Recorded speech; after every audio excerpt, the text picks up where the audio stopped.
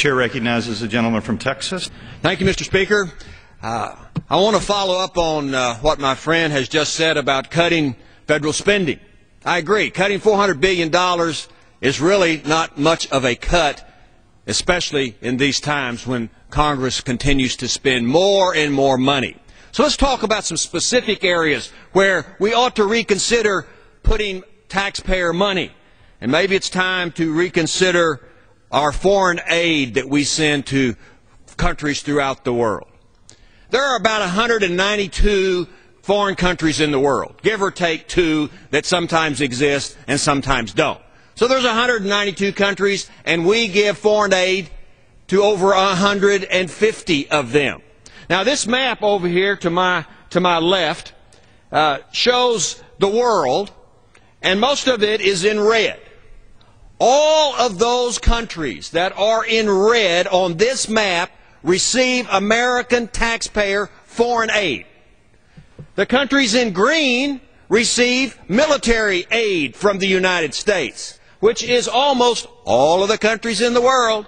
There are a few countries in Europe and part one in Africa that are in blue that receive no American aid. But the vast majority receive American money, and we just keep sending it and sending it and sending it.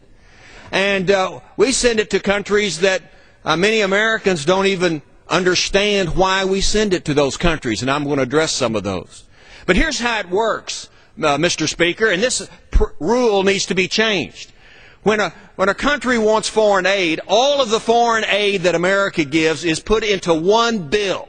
In other words, when we write a check, we're writing a check on one bill. In other words, we don't separate the countries one at a time and vote up or down on whether they ought to get American money.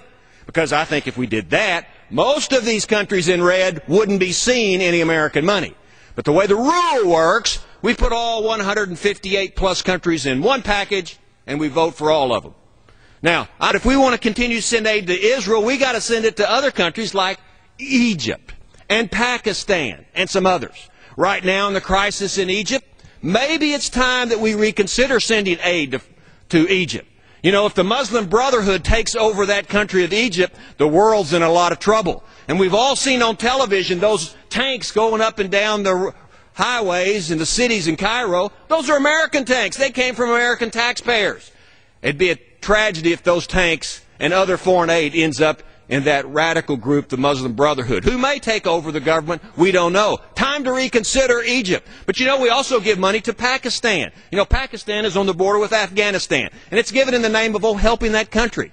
You know, they don't support us, I think, adequately in our war on terror in Afghanistan, but yet we continue to give them money. But here's some that most Americans may not know about. We give money to Venezuela. Why do we give money to Chavez in Venezuela? He hates the United States. He defies our president, makes fun of our nation. We don't need to give him any foreign aid. We give $20 million to Cuba. Why do we give money to Cuba?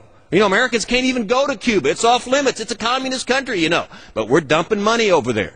And we even give foreign aid to this massive country over here, Russia, that used to be called the USSR.